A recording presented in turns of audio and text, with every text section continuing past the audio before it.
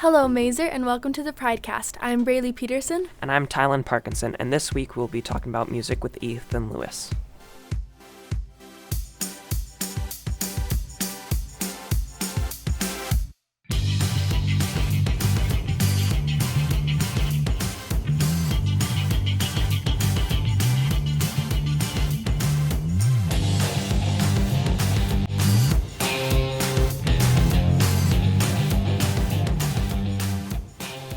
Hi.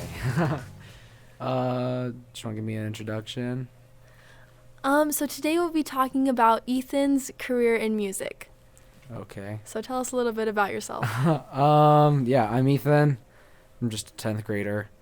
I've been playing piano for 10, almost 11 years. Started when I was like 5. And so yeah, it's been a big part of my life for a long time. Why did you start playing the piano? I started just because my mom made me, like Asian parent, so that's pretty much it. So who do you look up to for playing music? Ooh, that's a hard question. There's a lot of good like pianists out there. I think just like one of the biggest people is Denis Matsuev or Evgeny Kissin. They're both really good. But then there's like the big icons like Horowitz or Rubinstein. So yeah. How has music changed your life? Um, wow. Music's just been like a huge part of my life. Just all I can remember. I guess like the biggest impact is like how much time it's taken. Just starting off with how many hours I practice or just like what kind of music I listen to. So, yeah. And going with that, what have you gone through to get where you are now? Ooh, just for like any musician, I think, like you go through a lot of different stuff. It's really easy to get to feel like you're not doing enough or just to get down in a slump. And so it's taken a lot of hard work, or sometimes you just need to take a month or two off if you have the option. But I think just like a big part of becoming, I guess, like a musician is just dedicating yourself and finding that passion for it.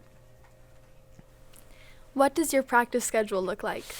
Ooh, it's changed a lot over the years. When I first started, when I was about 5, it was 5 to 6 hours a day. So, and then it's terrible, but I missed a lot of school for lessons and stuff.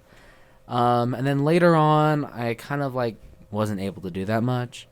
So it was like about 3 or 4. And then for like a year, I didn't practice that much. I practiced maybe 2 hours.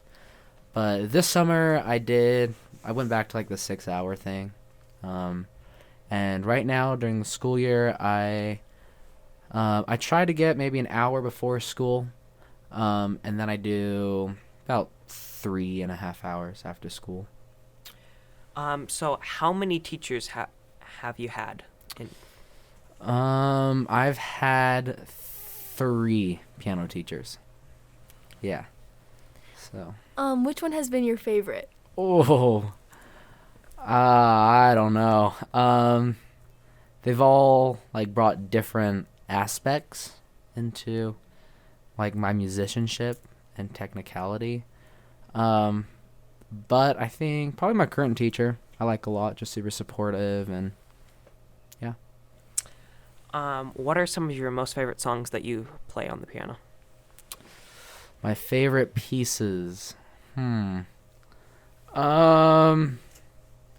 guess I don't know. You guys probably don't even know these, but Mozart Piano Concerto Number 23. The Lark by I can't remember his name. It's a transcription. And then I'm playing right now the Grieg Piano Concerto, first movement, which I love. But I love playing Mozart a lot and Bach.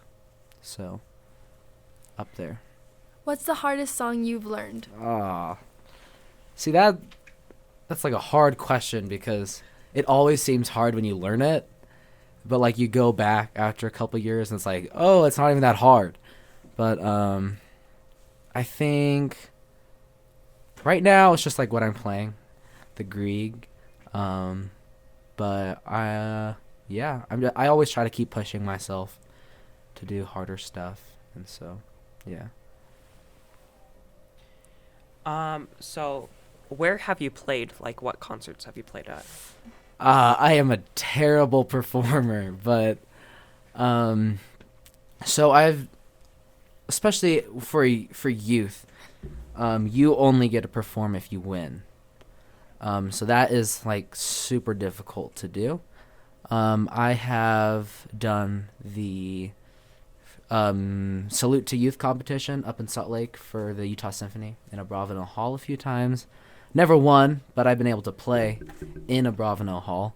I did the Youth Guild competition, also through them, and I won once. I think I was 10, and I played up at Westminster, and I played Mozart. I played in Vienna, in Austria. Yeah, I just did a little small recital down in, it's like super small, just Summer Haze, down in Orem, but yeah. Along with that, we heard that you were trying out for another competition. Would you like to tell us about that? Yes, sure. Yeah, so it's the Utah Valley Youth something. I don't know the name. They're really long usually, but it's a concerto competition. So you audition, you get like a 3-minute cut, and then they see, are you good enough for like second round? Then they call you back that day, and you play a 5 or 6-minute cut, and they decide if they want you to play with the Utah Valley Symphony. So yeah. If you could restart your musical career, what would you do differently? Oh, darn. When I first started, I played the cello. I did not play the piano. And personally, I wish I stuck with it because I think the cello is so beautiful. But I mean, if I were to start again as a pianist, I think I would just be like, I think I just tell myself to work harder and to not like not think, just think positive instead of super negative. So, yeah. Have you played any other instruments besides the cello and the piano, or is that it? Let's see here. I played the viola for one day in orchestra. I sounded terrible. I don't even know how to play a string instrument because it's been forever. So I butchered that. I guess I've played the harpsichord. That's another keyboard instrument. And then I don't know if I can think of any other instruments. I've just piano. What's your favorite thing about being a musician? Ooh. Favorite thing about being a musician. That's hard. I guess I would have to say music. With music, it's easier. I guess not easier, but it's the purest way to convey an idea, if that makes sense, or a feeling. I guess it's harder to do that with words, but if you are a successful musician, you are able to portray that feeling, emotion, thought through music. So, Would you ever teach anyone how to play the instruments you've learned?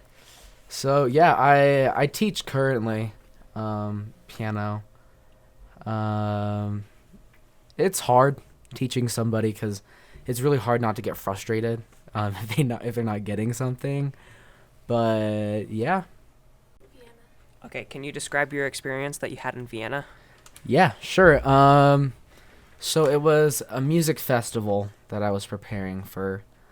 I spent a long time creating a repertoire of music.